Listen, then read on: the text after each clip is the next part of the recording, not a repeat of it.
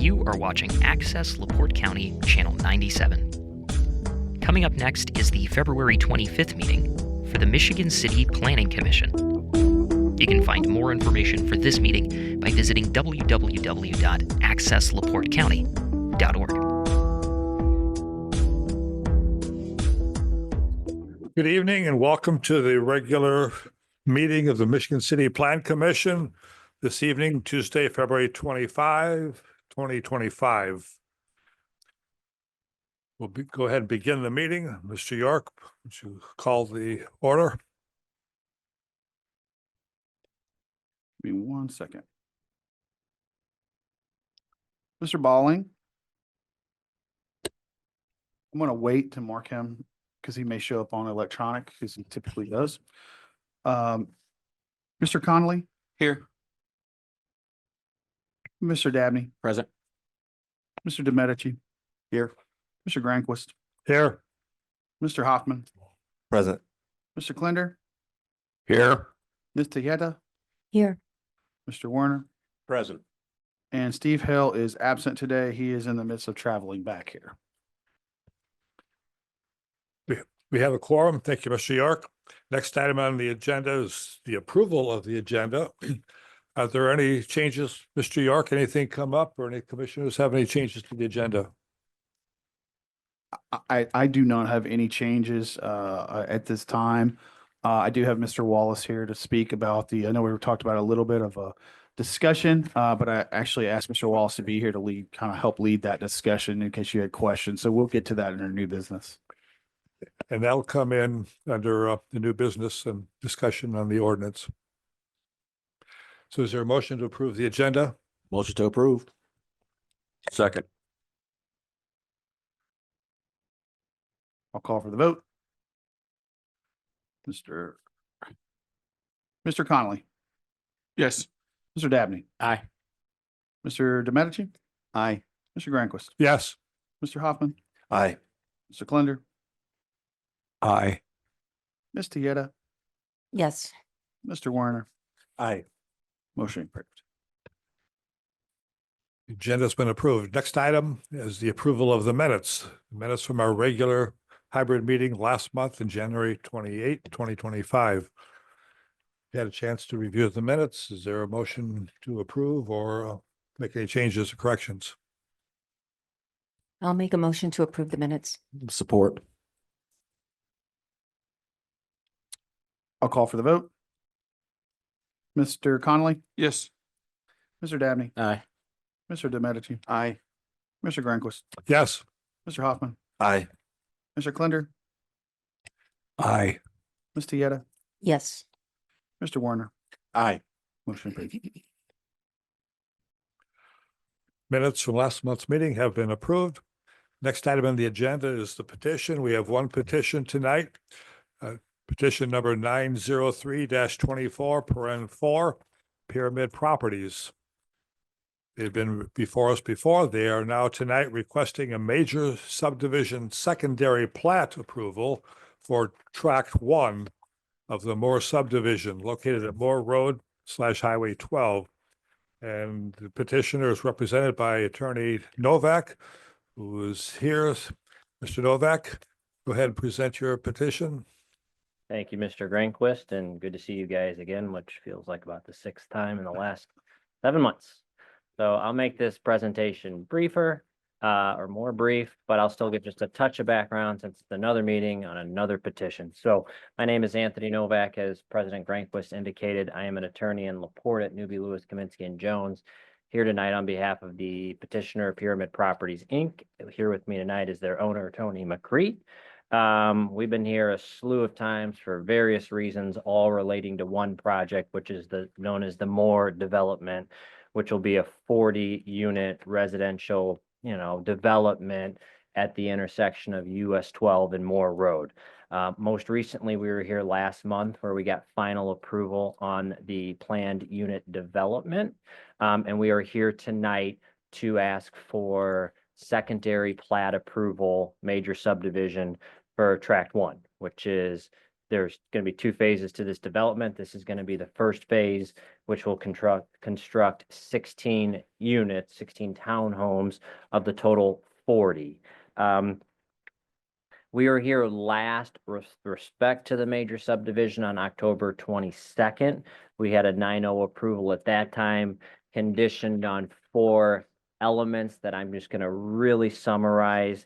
Updated basin design related to stormwater on tract 1. Tract 2 stormwater will be reviewed when tract 2 gets done. Number 3, prior to any sale of a unit, there'll be a conservation easement recorded. And finally, that a basin maintenance agreement would be developed and negotiated and approved between the city and the developer. As I indicated last month, we've gone through track 1 stormwater. That's been approved by Tim Warner, Al Wallace. Track 2 stormwater is premature right now. We got the conservation easement taken care of. We got the basin maintenance agreement taken care of. So ultimately, what we're asking for tonight is approval so that we can get that secondary plat done. And then we'll start moving forward with development in the coming months. Thank you. Thank you, Attorney Novak. Are there any initial questions from the commissioners? Yeah, briefly, I understood you say it was going to be 15 units and the drawing says 16 here. 16, sorry. If I said 15, I'm sorry. Oh, 16 okay. in the first.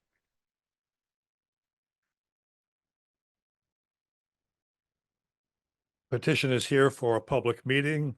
It is not open for a public hearing. We've had that before. The purpose of the secondary plat is to make sure that it conforms to the previously approved primary plat. Attorney, on behalf of the petitioners, represented that they've complied with the requirements, conditions. So they're presenting that to the Plan Commission tonight to verify that it does comply with the primary plat as we've approved. Mr. York, do you have some staff reports? Yes. I'm going to read, excuse me, I'm going to read the comments from other departments first, and then I'll read my staff report if that's okay with you, Mr. President. Our first comment is from the Water Department. The developers met the requirements set forth by the department, so the department has no issue with the current plan. Engineer comments, it appears all comments from the city engineer have been addressed. Fire department said they have no issues with the request. And obviously our sanitation department is here and they have expressed they have no further comments until we get to the track 2. Staff tonight, so this is my report from the planning staff. Case number 90324, parentheses 4, the Moore PUD, Pyramid Properties. This is a request for final plat. Staff analysis, and just to remind you, a planned unit development is an overlay district, is a tool permitted and regulated by Indiana code with standards intended to accommodate, among other factors, development on sites with significant natural features to provide the opportunity to preserve common open space and natural features, which I think with this project, you've seen the petitioner's commitment to kind of not maximize the site, but also work within the parameters of the PUD to really create something pretty unique at this location. The petitioner requested to receive approval of preliminary site plan approval for the Moore PUD and approval of the primary plat on October 22nd, 2024 at the Planning Commission meeting. And he actually received that with I think it was a 9-0 vote. The petitioner was then sent to council where the petition was approved on December 3rd, 2024. And on January 28th, 2025, the Moore PUD received final PUD approval from the Planning Commission. So tonight he's before us to request the final plat for track 1 subdivision. There were 4 conditions that must have been approved and adhered to. One was the applicant must provide the city MS4 coordinator reviewer an updated basin design, which he has accomplished and worked hand in hand with their engineers and our engineers to accomplish that.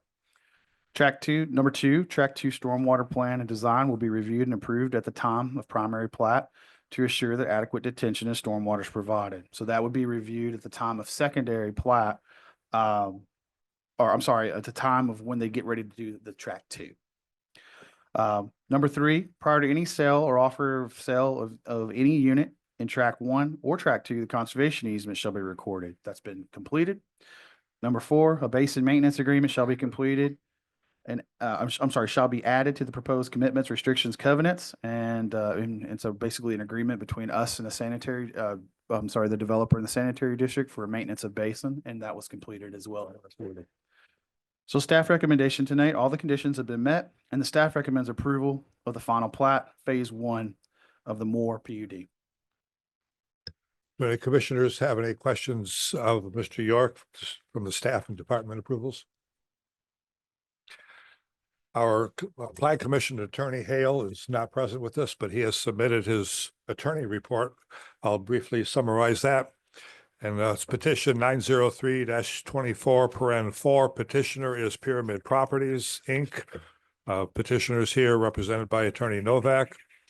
And it's located on Moore Road, Highway 12, also known as parcel number 46-01-14-476-001.000-022. Petitioner has filed for a major subdivision approval to build residential townhomes and villas. Approval of the primary plat was granted at the Plan Commission's October 22, 2024 meeting. The petitioner is now requesting approval of the secondary plat. There are processes which we've completed through the multiple hearings and reviews with staff and the commission itself and the departments. And then the secondary plat is to comply with the primary plat and the subdivision ordinance. The Plan Commission is to make findings as to such compliance or non-compliance, and then make a decision in the same manner as for primary plat approval. Approval of the secondary plat requires approval by this Plan Commission at a public meeting, but does not require a public hearing. As to approval of the secondary plat, the Plan Commission may approve it with certain modifications that would bring the application into compliance with the primary plat, if there is anything out of compliance, or deny the application on the grounds that it does not comply with the primary plat. The sole issue for our commission tonight is considering approval of the secondary plat and whether it complies with the primary plat and our subdivision ordinance. The record of this petition includes several documents and pieces of information. One, the application for approval of final secondary plat, tract 1, signed by the owner. The secondary subdivision plat dated January 24, prepared by their surveyor engineer. Number 3, stormwater ordinance, and that's been submitted and provided. Stormwater management regulations, number of pages for that. Stormwater technical standards manual, dated January of 2025, and we'll be discussing some of those matters tonight. All the materials submitted by the petitioner as part of its request for primary plat approval. And then the planning department staff report and materials reviewed by the planning department staff and the different departments. This attorney report and any materials submitted tonight at the public hearing. That concludes Attorney Hale's attorney report, briefly summarized here. Mr. Hale, do you have any further comments or additions to that? Mr. York, I mean. Oh, sorry. I was like, wait, Mr. Hale's in there. I do not have any further comments or questions. If there are any questions are there any questions for the commissioners of my report or anything of that nature? Any final comments, Attorney Novak? Nothing further. I would just like to appreciate your guys' help throughout the process. Councilman Dabney sponsored our ordinance, and it's a very exciting project. Tony's very happy to be doing it. So we thank you for all your support. Thank you so much. We'll open up for a motion from the commission then. Before I make the motion, I just want to comment that there were some turbulent times at the very beginning, and I want to thank you guys for sticking with this, and the planning commission as well, and just coming through, get this thing done and get started. As we all know, we need housing here in the city, and I'm looking forward to this getting going here. So Great. Thank this you. is nothing but a benefit for us in my eyes here, and thank you for sticking with it. Like I said, there were turbulent times at the very beginning. I remember that. And I'm happy to see this continuing to move forward. So Good. Thank you. Is there a motion? We'll call for a motion. Was that the motion to accept? To approve the secondary plat, Yes, second. that it conforms with the primary plat. Did he say second? I think he thought your positive comments were a motion. Yes, and I did not make an official motion, so let's go back and make the official motion for approval of the subdivision secondary plan. Okay, that's the motion. You want to make yours the second then? I'll second that one. Okay, now we got that straightened out. Thank you, Mr. York. Want to Call for the call vote. for the vote? So, Mr. Connolly, Yes. Mr. Dabney, Aye. Mr. Demetici, Aye. Mr. Grandquist, Yes. Mr. Hoffman, Aye.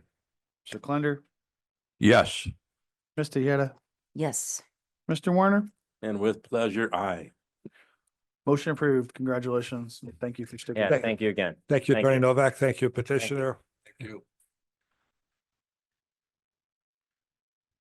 Next item on the agenda is old business, new business, and we will have some discussion here on this proposed stormwater ordinance, some explanation for that.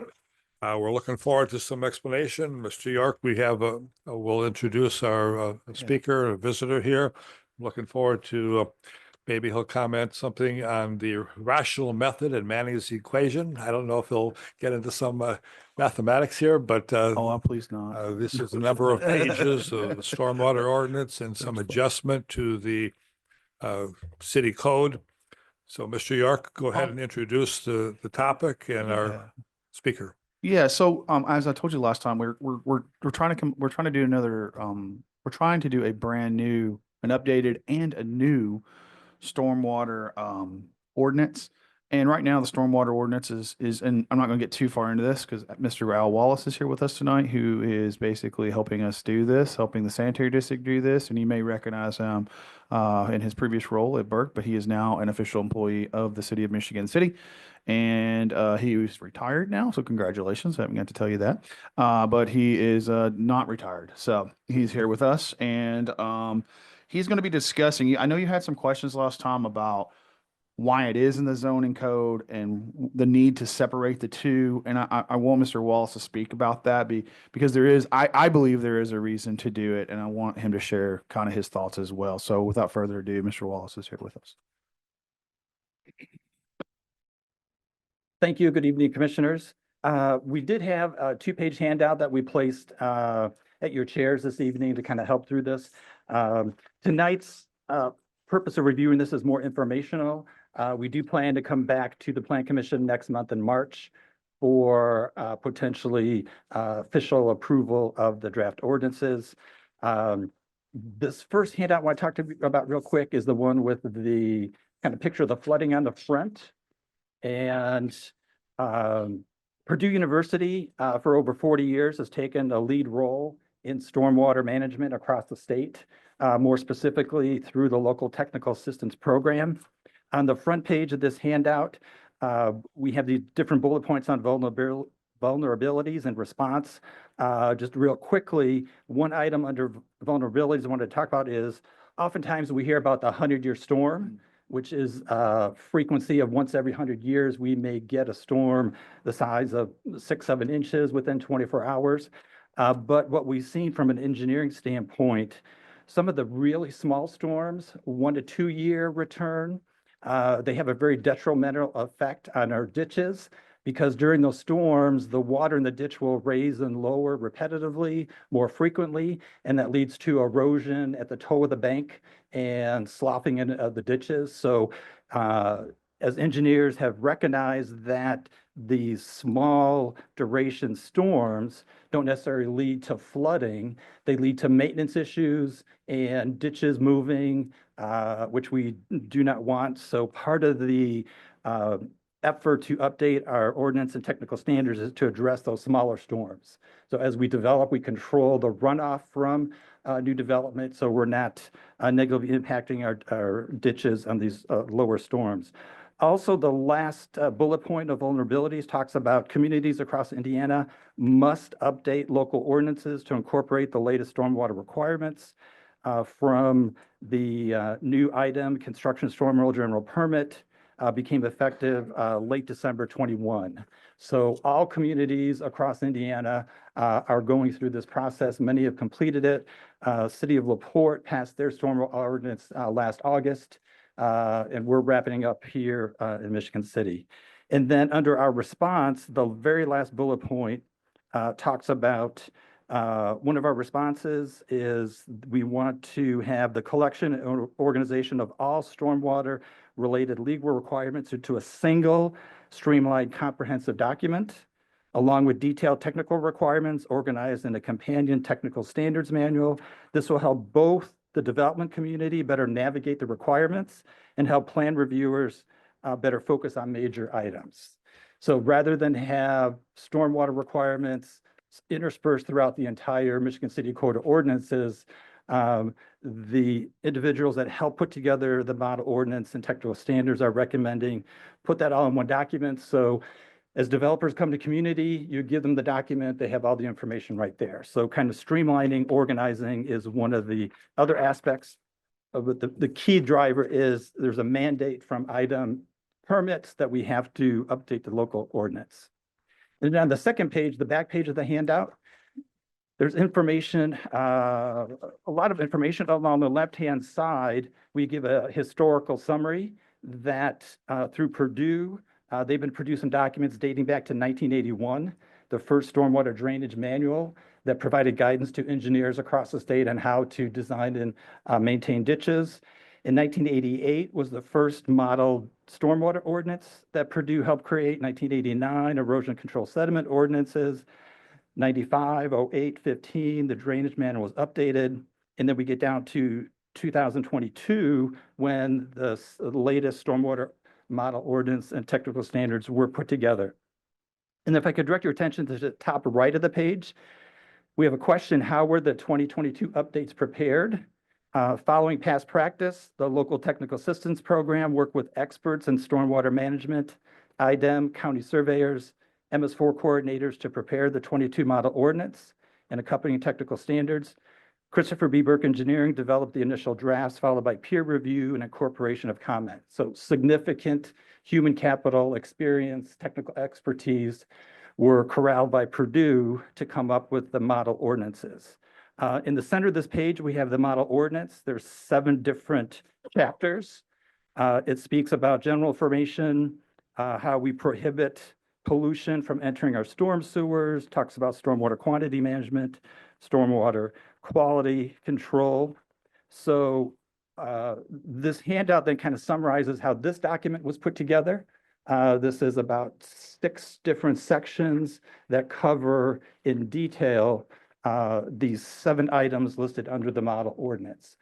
So what communities across Indiana have been doing is taking this model ordinance prepared under the direction of Purdue and presenting it to their local communities. Within the ordinance, we would provide the names of the different city departments who would have jurisdiction in implementing the ordinance, and we may tweak a few things here and there. So as Mr. York said, previously when I appeared before you, I was working for Christopher Burke Engineers as a consultant to the sanitary district. I did retire, saw a job opening in the sanitary district, applied, was interviewed, hired. My first day with the sanitary district was January 13th. And my first order of business was to get the stormwater ordinance done into the sanitary board by January 23rd. We got the ordinance, technical standard all done. We had multiple meetings with city engineer Tim Warner, city planner Skylar York, city attorney Amber LePage, and the Plan Commission attorney Steve Hale. So on January 23rd, we were able to take the stormwater ordinance in its final form and the accompanying stormwater technical standards, presented that to the the Sanitary District Board of Commissioners, and they approved that. So that was the first step. So now we get to the complexity of why we're here before the Plan Commission. And that's this handout here, the second page. So what we did was, kind of small print, but what we had to do was we had to look at the entirety of the Michigan City, Indiana Code. So there's, how many chapters? Chapter 50, 110 chapters in the Michigan City Code. Plus, we have some of the Plan Commission related documents. Appendix B was the subdivision ordinance. Appendix C is the joint zoning ordinance. So in this first blue column along the left-hand side of the page, you can see there are 9 different sections of the Michigan State Municipal Code and subdivision standards in Appendix C, where currently all the stormwater regulations are interspersed amongst all those different categories. So in talking with City Attorney Amber LePage and Plan Commission Attorney Steve Hale, we're recommending on the kind of right-hand side here, all these red arrows, we're moving all the different components from all the different sections into one brand new section under Chapter 46, which is Environment. We're proposing a new Article 9, which will be Stormwater and Drainage. So we have to now go back to all the other sections, delete those references to the current language, and all that now would be incorporated into Chapter 46, new Article 9. So Attorney LePage has already taken the sanitary district approved ordinance and codified it into a new Article 9 that we're going to Chapter 46. So all that work's been done. But what we have to do then is we have to go to Appendix B, the subdivision ordinance, and Appendix C, the joint zoning ordinance, and work through the Plan Commission, through public meetings, regular monthly meetings, to be able to remove language from current subdivision B and Appendix B and Appendix C, and then make those references back to the new Article 9. So wanted to come before the commission today to just kind of explain, we're legally mandated, required by IDEM to pass updated stormwater ordinance, pass stormwater technical standards. We've completed that through the sanitary district. So now we're going through the remainder of the process. We're appearing before the Plan Commission today. Since the sanitary district approved it January 23rd, we did not have time to get to the Plan Commission at the January meeting.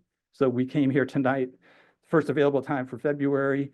We'll be back in March because Attorney Hale, Mr. York, and I still have to go through some of the references in Appendix B and Appendix C and make sure we get those all done correctly to refer to the new Article 9.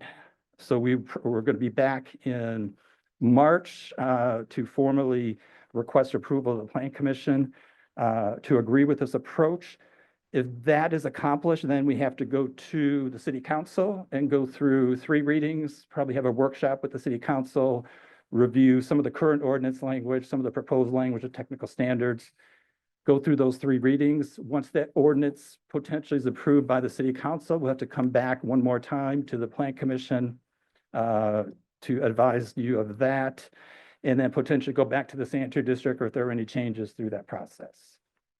So the main focus on the stormwater ordinance is we need to make sure we're adequately controlling stormwater quantity from development as we're taking grass areas, making them impervious. There'll be more stormwater runoff. So we have to control the rate of release of those.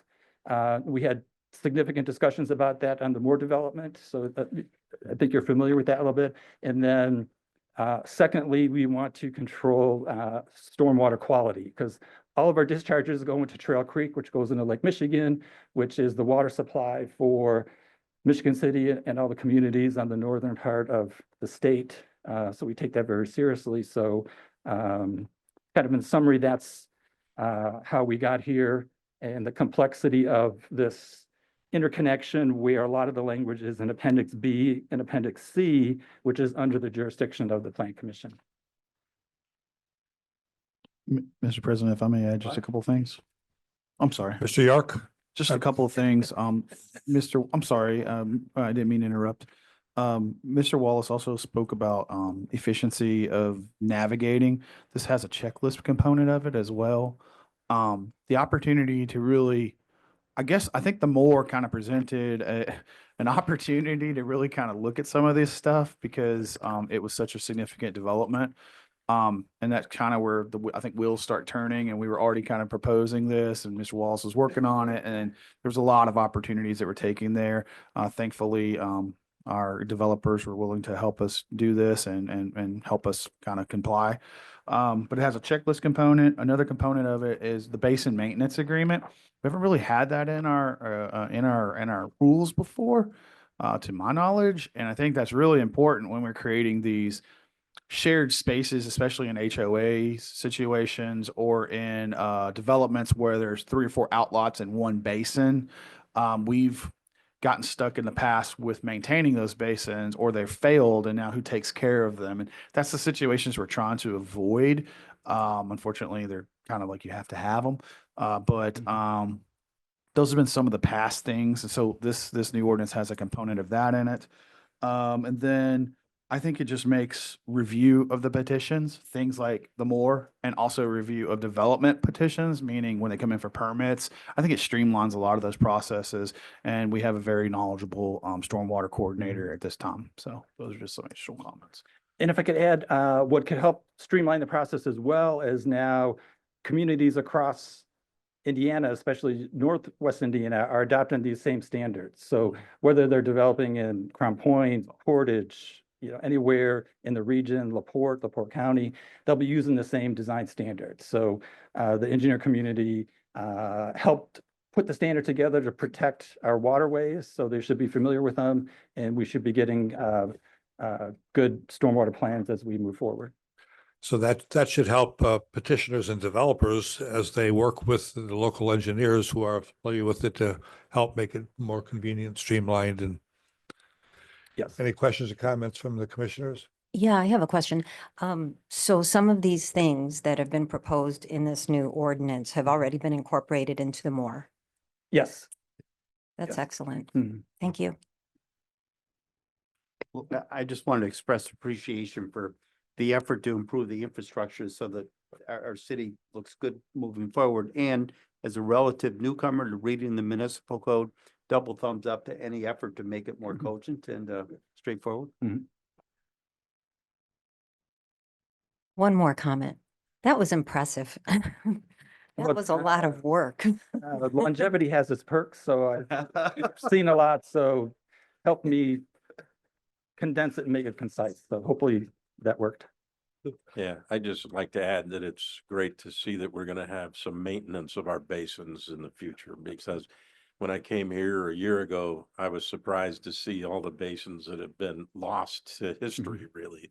That, besides some of our commercial businesses, you wouldn't even know there was a basin there. They've all been grown up with trees and things and don't have the storage capacity that they were designed with. Right. And if I could add, that's not unique to Michigan City. We do have Northwest Indiana Stormwater Advisory Group where city stormwater staff and engineers get together. And that's a common issue across the region, across the state, where as a result of development, stormwater measures were put in place without adequate long-term maintenance. So with this ordinance and the technical standards, that will be corrected.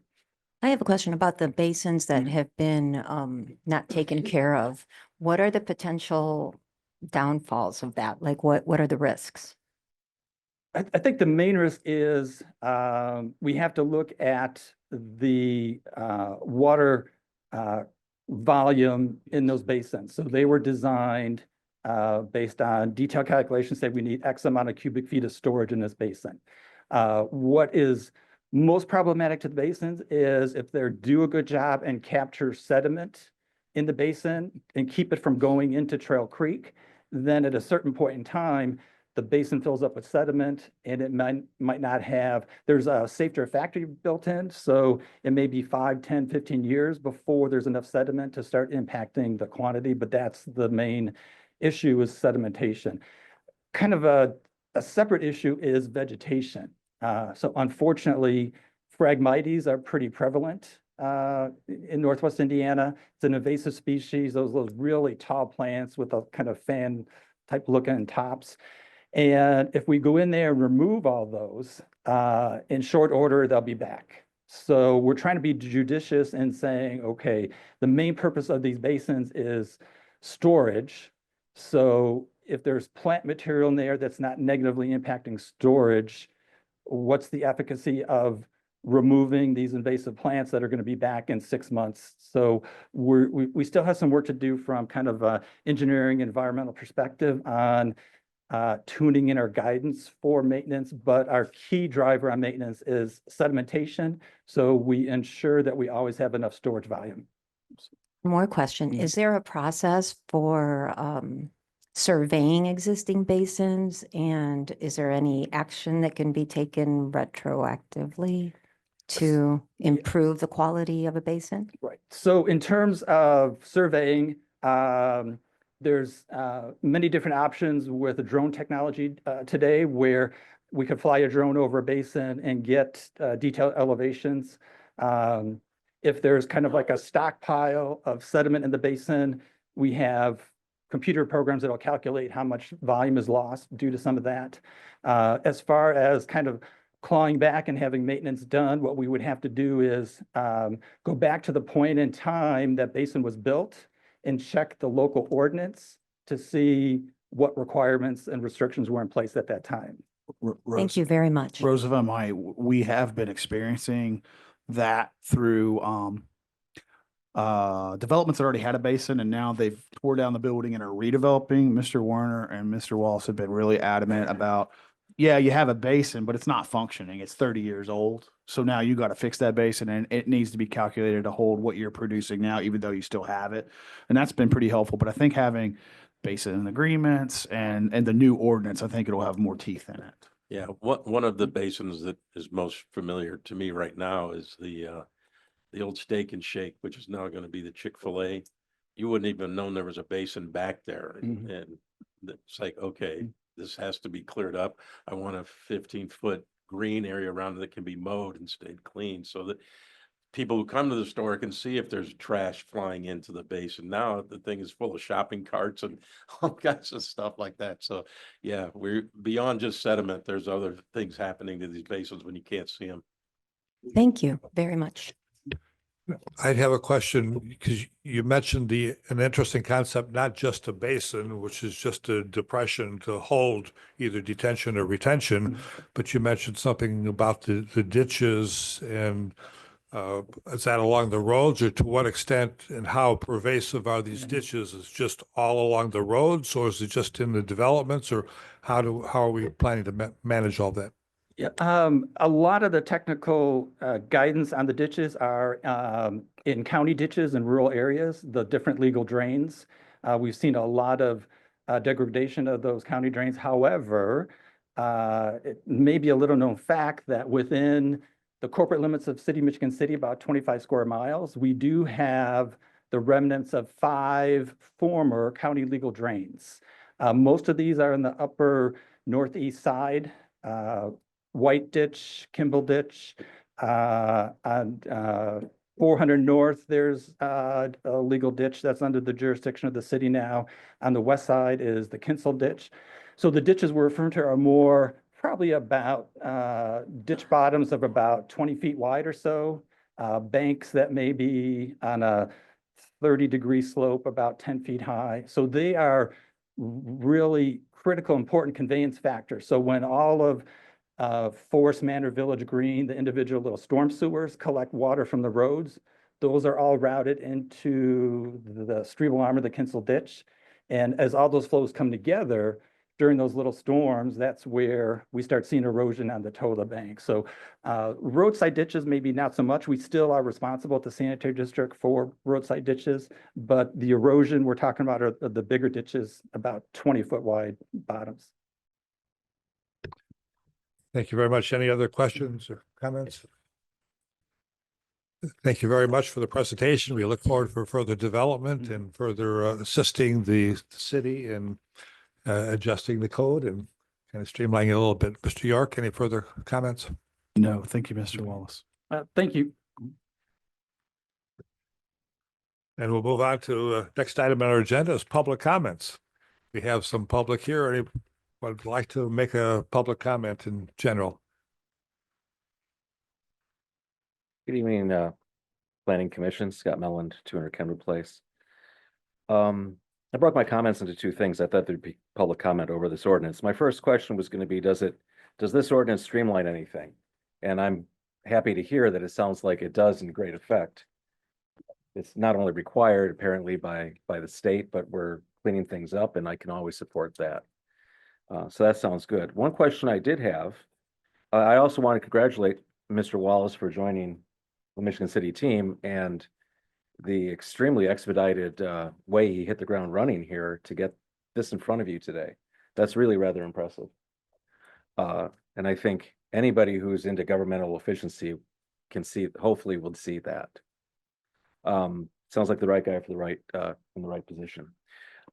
One question I would have, does that model ordinance, given today's, not just push for, green things, does it allow for greenscaping, swales, rain gardens and that type of drainage? And so it has been quite modernized, which is good. You want to give people options for that. And it seems like to me, basin maintenance, ongoing, yeah, you get agreements, but these basins are on somebody's property. It's privately owned. And if it doesn't work, I don't see why we can't just say code enforcement or whoever saying, hey, this is broke, you got to fix it. What recourse do people really have? In my opinion, if you get a notice from the city, unless you want to go to court and fight it and say, well, in 1955, there was no ordinance. I mean, it's infrastructure. If it's not working, it's got to be made to work. So that was my comment about the ordinance. And a broader thing on a second subject, I want to recognize that, say for two of you up here, you're all citizen volunteers.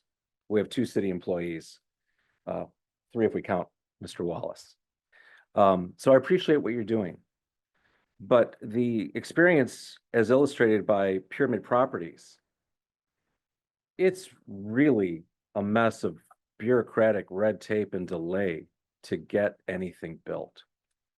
And I think we all recognize that. Now, there are needs for planning and good engineering and all that. There's a reason for it, but over time we get this bureaucratic creep. And again, say for the 2 city employees, you're all unelected officials making these decisions that affect people's pocketbooks. We all know time is money. We all complain about affordable housing. Well, I think Mr. Tony from Pyramid Properties, I'm assuming he's closed on that property. So he's bought something and it's been sitting there for a year or so. He's been before this board at least 5 or 6 times, other boards several times. He's got to bring an attorney each time. We've got to do better, is my point. There's a big push at the federal level to streamline government. And I think there's a lesson there that we can do better than maybe it's being done up there. But we should see what we can do to be more efficient to accelerate development in the city. We've got a great wave of development coming. Mr. York used to be the planning director, and now he's head of redevelopment. Slash planning. He's still doing it all.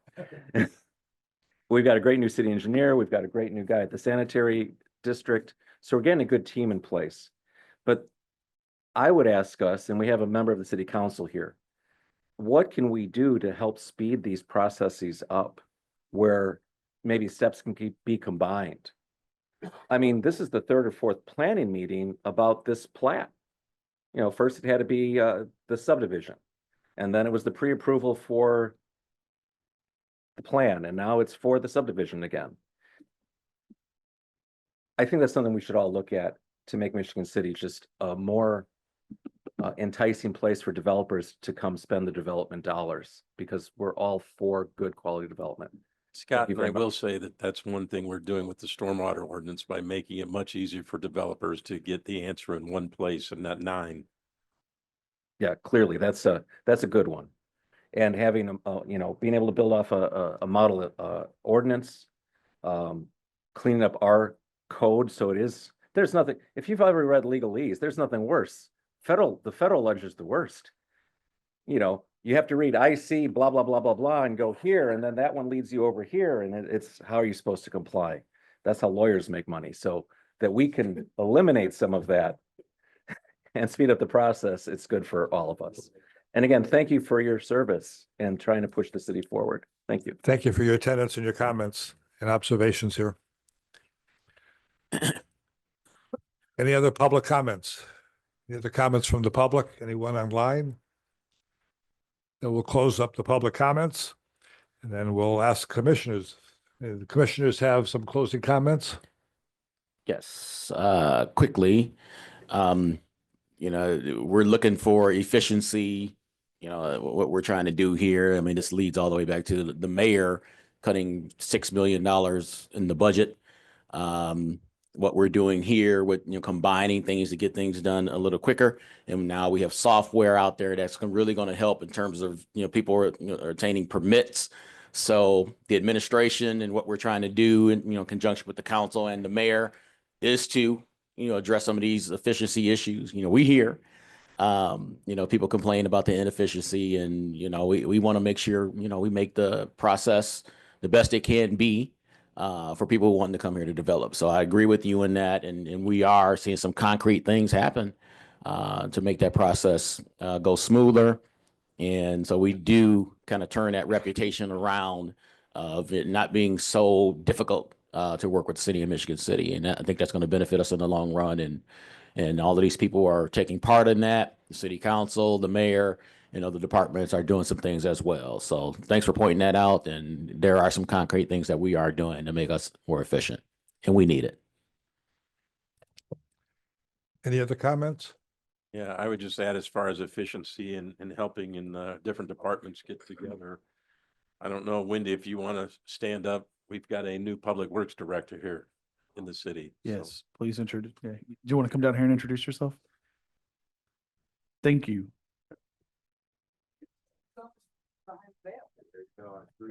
Just jump right in there. Okay. Yeah, there you go. Exactly. Well, thank you so much. Absolutely, Tim. Appreciate you being here and introducing me. And yes, I'm Wendy Bachet. I am the new Public Works Director, and I'm here to help. The idea is to streamline so many things and give essential assistance to city staff through processes. And streamlining the code is essential. And the other thing I'm going to say is it saves money.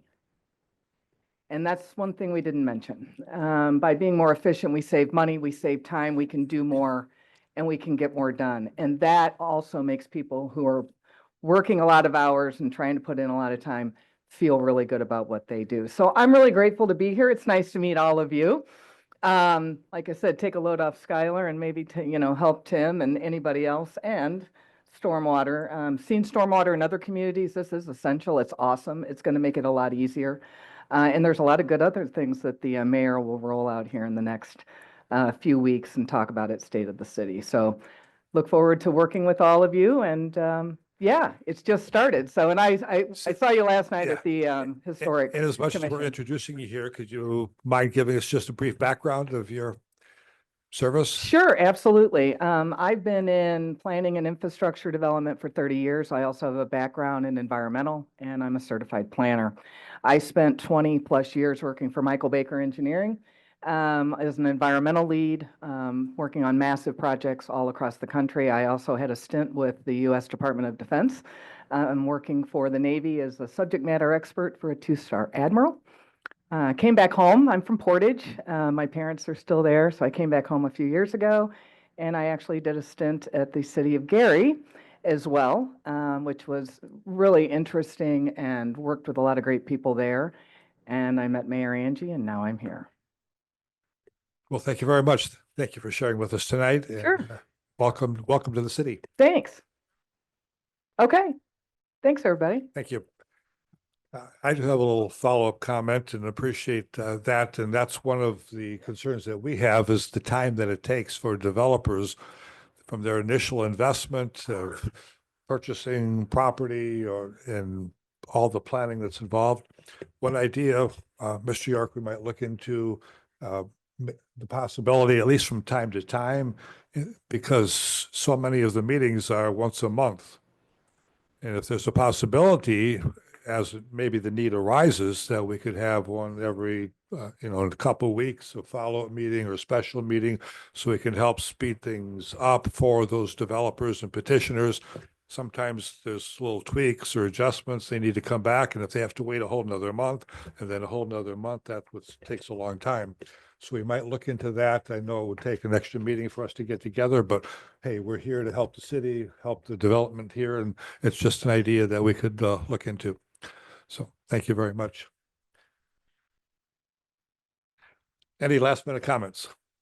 With that, we'll take motion for adjournment. Motion to adjourn. Second. Everyone's in favor. Good night, everybody.